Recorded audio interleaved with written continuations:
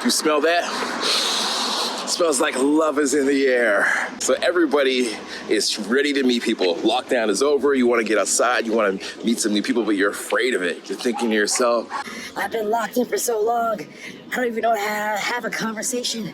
I haven't had a haircut in ages. Where do I even begin?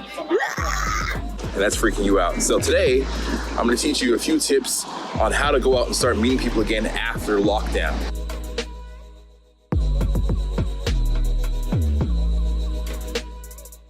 Now, some of the challenges or concerns you're having are what? I know personally, I've gone through this recently where I'm like, yo, where do I meet people? Am I standing too close? Am I standing too far? Is it all right to just stop people in the street again? Are they shy? Are they scared of me? Like, is it inappropriate? These are all just voice, sort of like self-talk that's negative. So today we're gonna talk about the inner game, let's call it, when it comes to meeting people, and the outer game, okay? So you have an invisible coach. Right now you're plugged in watching me in your ears, and I am in your head. I'm in your head. But you also have an inner coach, and that inner coach is your self-talk. So I study psychotherapy, and in cognitive behavioral therapy, we say the questions you ask yourself. If you ask yourself a very poor question, you're gonna get a poor answer. So if you ask yourself, why am I so ugly? Why does nobody like me? Your brain will come up with an answer and say, it's because you're fat, stupid. And that's why nobody likes you, right? But if you ask yourself a good question, like, what am I really enjoying about today? What can I learn here? Your brain will give you a great result. So, first of all, we gotta tackle your inner demon, what's happening on the inside of your mind.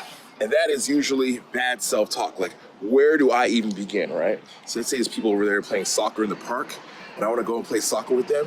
I'm like, We're having a lot of fun, but like, where would I even begin? Where would I even start? it's a general concern, it's an honest concern. You have to be careful about these thoughts. So we have to start managing your self-talk. And if you're thinking to yourself, where do I even begin? I would tell you this. This is the answer, okay? This is the switch thinking here. Just start with the simplest thing. Don't worry about how far you want it to go, how well you want to do, the big picture of joining the soccer game, the big picture of sitting down and playing, doing what's it called, a picnic with these people. Don't worry about that. Just start with the simplest thing. So today, you might even just start saying hi. You might go to somebody and go, hi. And then that's it. Don't expect the conversation to hang around or linger, just say hi, and then you run away. Or maybe they move on. Just start with the hi. Just start with the hi for a few days. Hi. Oh my goodness, I did that. It's great. Okay, next thing. Maybe I'll say a whole sentence after hi on the next day. Hi, how's your day going? Maybe that's it. Maybe you start with just that. And that goes well. You see people don't respond negatively. You see people are like, they might say, oh, how's your day going back? Or maybe they say nothing at all. But at least you got the ball rolling. At least you're not stuck in your house anymore watching CNN. At least you're not doing that. So after we said hi and how are you doing, now after a few days of that, we might try to start actually locking in a conversation. So have a great body language, great eye contact. Hey, how's it going? Cool. Hey, quick question. Let me ask you something. And you go into whatever you want to talk about. Or you say, you know what, craziest thing that's happened? I was just walking in the street and there's this guy and he was revving this, whatever story you want to talk about, you just get into that, okay? Now you're actually hooking, we call it, hooking into a conversation. Now what's some other self-talk you can have about other people? Well, some of the other self-talk you might have is, everybody's better than me. Everybody's judging me. Maybe they know that I suck. Maybe they all have jobs and I don't have a job. You start assuming how great other people are, and you assume what they think, right? You start trying to be a fortune teller. That doesn't help at all either.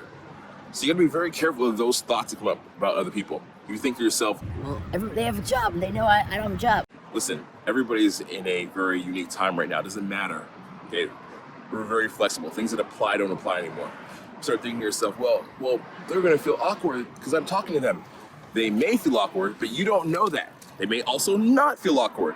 They may also have been locked in for several months and they're just happy to meet somebody. You don't know. Look for the counter evidence. Now, there's a very big conversation that needs to happen. And this conversation is a brand new one. The realities of dating have changed. People don't really know what dating looks like anymore. They don't know how to date, how to even go about it. So there needs to be a conversation about what does dating look like for you and what does dating look like for them. It's a conversation that must happen. You know, some people think I'll go on 3 social distance walks in the park and that'll be a date. Then I'll be in a relationship. Some people think, well, we got to go to a patio. Patios are open in your area. Some people think they want to just have video chats on Skype or on Zoom, and that's a date to them. Some people don't consider that a date at all. Dating has changed, right? Do you kiss somebody? Do you not kiss somebody? If you kiss them, are you risking your health? If you don't kiss them, do they think you're not interested? Ah! These are questions that are really honest. And you have to have an open dialogue with whoever you're talking to about, like, what is your idea of dating? Like, what's your vision of dating right now? How does dating work for you? What do you see like dating being in a few weeks? Like, you go on a few coffee dates, and then eventually, like, you have the dinner at the house or dinner in the backyard, a barbecue. Ask them what it looks like. Don't be afraid to have this conversation. It's a tough conversation to have. But if you don't have this conversation, worst thing that happens is you're stuck dating somebody for several weeks and it goes nowhere. Myself, I'll tell you a horrific story. I was talking to somebody, had a great video chat on the phone. It was about 45 minutes. And then the next week, we decided to go for a social distance walk in the park with coffee. We didn't even go into the coffee shop at the same time. We did it separate times. And then the week after that, we watched Netflix. We had a Netflix party. So I'm like, all right, sweet, 4th date. I'm like, hey, 4th date, let's like have dinner or something. She's like, no. I'm like, what? What do you mean no? And she's like, yeah, no, I'm just doing distance dating for now. I'm like, huh? Distance dating? And then I also said, like, my love language is physical touch. What's up? Like, we haven't touched or anything. She goes, yeah, maybe if I'm feeling confident, I'll hug you. Maybe. And I was like, oh, maybe you'll hug me. Oh. We just had different values about how dating should be. We didn't have that conversation beforehand, and I really regretted it. So let my pain not be your pain. Have the conversation about what dating looks like in advance. Have the conversation about what you're looking for, how it should be. Work through the situations of your mind that are challenging you, the self-talk, and be very aware of just starting with the simplest, smallest thing. Keep it simple, stupid. One step at a time, so you feel more confident to go to the next step, all right? And as always, if you want to learn more about how to have a conversation, your conversation skills, got a great website, www.conversationmentoring.com. Where will we put it? We put it up here, we put it down there, now. Conversationmentoring.com, and this is a one-on-one free call with me and my team to talk about where you're actually falling short in your conversations and be aware of some of that self-talk. I've been talking about these calls for a while, and if you haven't jumped on them, it's because either you think it's not going to help you or you're scared. Let me tell you straight up, I've always brought you the goods, always have amazing content. This here is just a free video, tip of the iceberg, so I got the goods. Second thing you're probably thinking is, well, will this help me? And it helps everybody, all right? I've been training around the world for about 12 years now, actually, and I have not met a person that we haven't been able to help in their conversation skills. The point is, you're not trying to be a 10 on 10 conversation, just trying to get you like 2 points forward of where you are. You're at a 5, we want to get you to a 6 or a 7, you know what I'm saying? If you're at a 7, we want to get you to a 9, get you there. We can improve everybody.